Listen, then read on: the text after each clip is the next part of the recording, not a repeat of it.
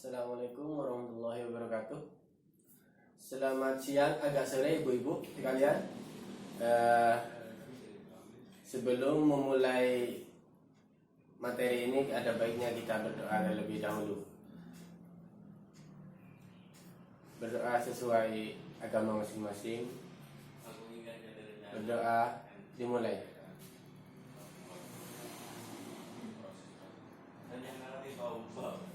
Selesai. Pada siang ini, sebelum kita memulai materi, kita bermain-main dulu ya. Bermain-main dulu lah. Saya contohkan permainannya. Kita tepuk semangat saja. Tepuk semangat. Semangat. Begitu ibu ya. Saya contohkan. Kita mulai. 1, 2, 3. Tepuk semangat. Semangat. Terima kasih ibu-ibu. Materi yang akan kita bahas pada siang hari ini yaitu tentang penelantaran anak dan akibatnya. Di dalam keluarga ataupun di dalam di dalam rumah tangga kita atau di dalam desa, itu pasti ada penelantaran, ada penelantaran anak tentunya. Ibu-ibu silahkan silahkan diskusikan dengan teman kelompok. Kita bagi 2 kelompok, diskusikan dengan teman sekelompoknya, lalu kita bahas sebentar lagi. Saya beri waktu 5 menit lah untuk berkelompok dan membahas hal tersebut. Baiklah, silahkan dimulai ibu-ibu diskusinya.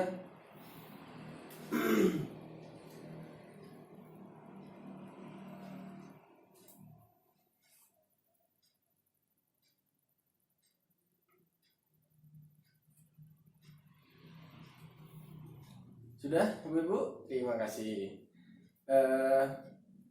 Silahkan, apa yang mau dibahas oleh ibu-ibu sekalian?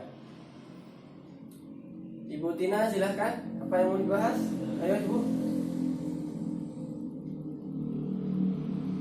Ya, bagus. Tepuk tangan untuk ibu Tina. Silahkan. Selanjutnya, kelompok selanjutnya, Ibu Dina. Ya, bagus. Tepuk tangan untuk ibu Dina.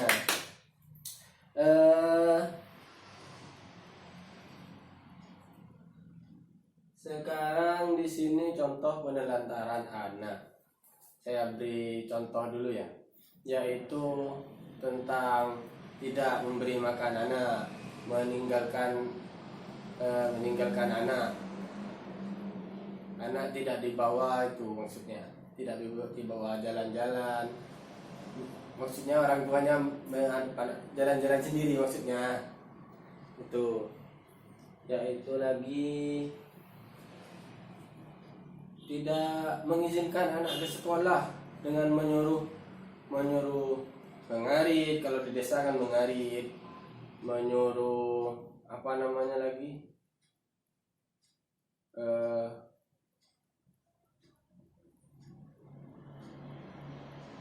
banyak lah contoh itu.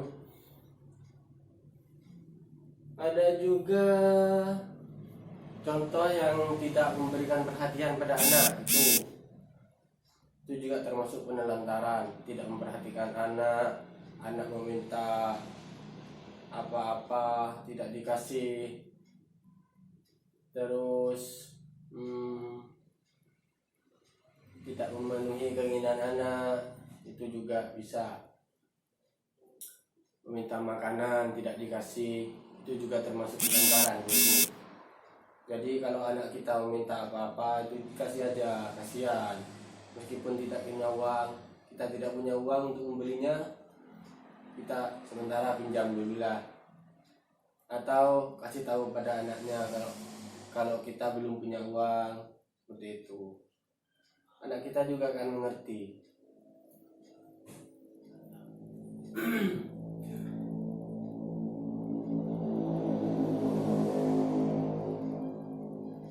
Sekarang yaitu akibat dari penelantaran. Banyak sekali akibatnya ibu-ibu. Kasihan pada anak kita kalau ditelantarkan. Contohnya itu anak depresi, anak kecewa pada kita dan dia ngawur, dia mengamuk, itu jadinya penelantaran. Dan juga seperti anak putus sekolah, malas yang mau sekolah gara-gara tidak punya uang saku, tidak punya tas baru atau apalah, putus sekolah.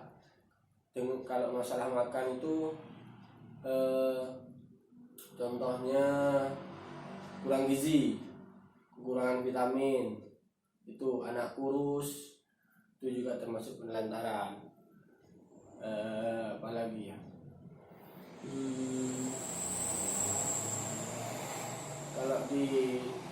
kalau anak kita ditinggal di rumah sendirian, takut ada apa-apa di rumah, ada kecelakaan, jatuh di dalam rumah, di kamar mandi, luka atau sebagainya, itu nanti jadinya kalau ditinggal di rumah.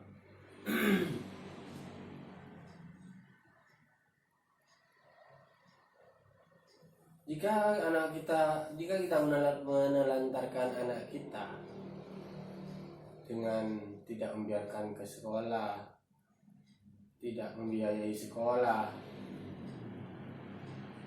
itu kasihan anak kita sendiri nantinya, tidak bisa bekerja karena tidak tahu apa-apa. Apalagi ya,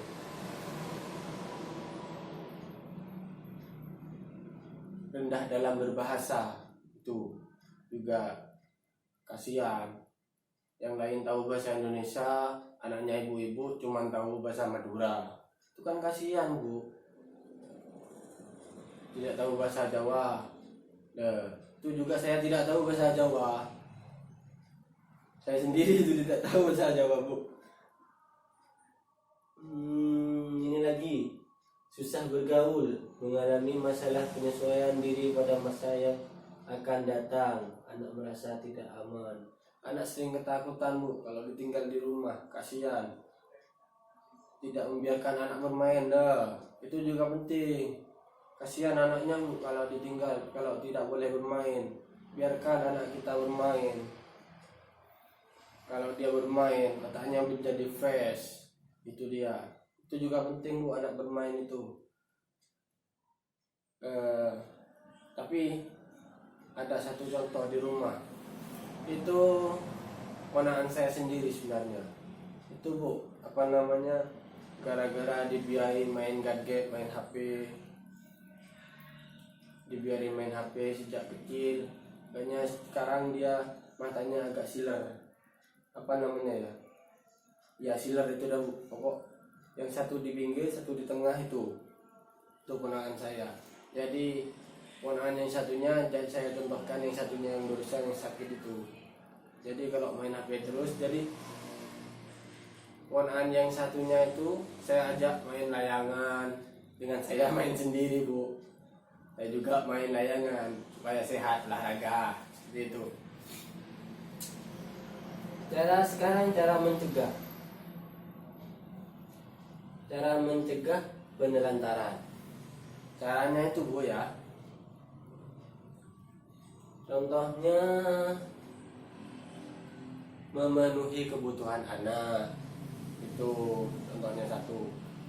Dengan cara memenuhi kebutuhan anak, yaitu dengan cara jika anak meminta apa-apa, kasihkan. Inginkan sesuatu, kasihkan. Asal tidak berbahaya bu, kasihkan saja. Kalau cuma minta makanan, kasihkan. Wong cuman makanan berapa bu? Kan sampai jual sawah kan. Kalau buat beli makanan, buat beli mainan, kalau terlalu mahal, ya gimana caranya supaya anak mengerti, belikan yang lebih murah seperti itu Bu.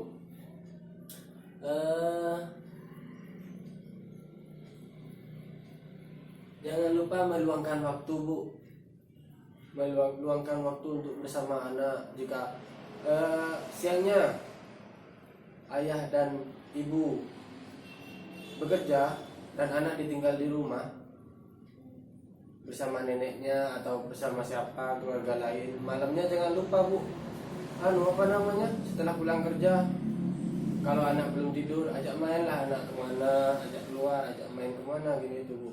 Kasihan kalau ditinggal terus, kalau tidak diajak bermain. Selanjutnya yaitu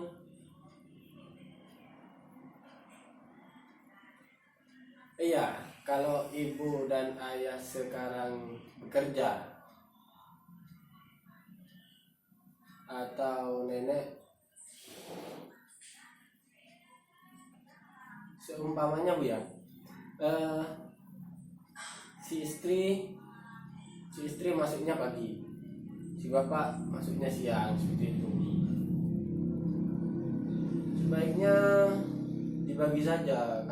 Kalau memang tidak bisa menjaga anak, itu dibagi saja bagian. Kalau ibu ingin tidur, ayah suruh jaga. Kalau ayah mau tidur, ibu suruh jaga, seperti itu. Jangan nanti moro-moro marah-marah karena ada dijaga oleh ibu marah-marah kalau ada dijaga sama bapak, seperti itu. Nanti anak yang kasihan, anak yang kecewa sama keluarga kita sendiri, kok marah-marah terus seperti itu.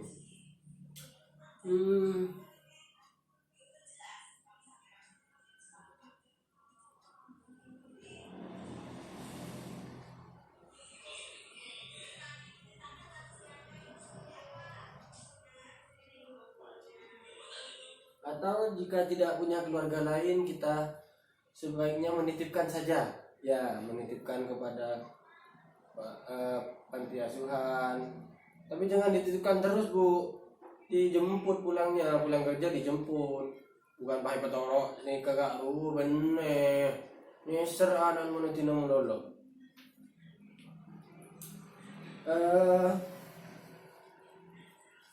Penuhi kebutuhan anak. Atau ada cara satu lagi, kalau ibu dan ayah sama-sama bekerja, sebaiknya dibawa ke tempat kerja Bu. Nah itu lebih baik, itu dibawa ke tempat kerja jika boleh, tapi kalau tidak boleh ya jangan Bu. Atau hari ini dibawa ke tempat kerjanya ibu, jika boleh tidak apa-apa, dibawa saja Bu. Jangan lupa dikasih makan, dibawa ke tempat kerja mas tidak makan, nyuser Bu, lapar anan Bu. Besoknya dibawa ke tempat kerja bapak, jangan lupa dibilang sama bapaknya, jangan lupa dikasih makan, susunya dikasih, jangan gitu. Ini apalagi,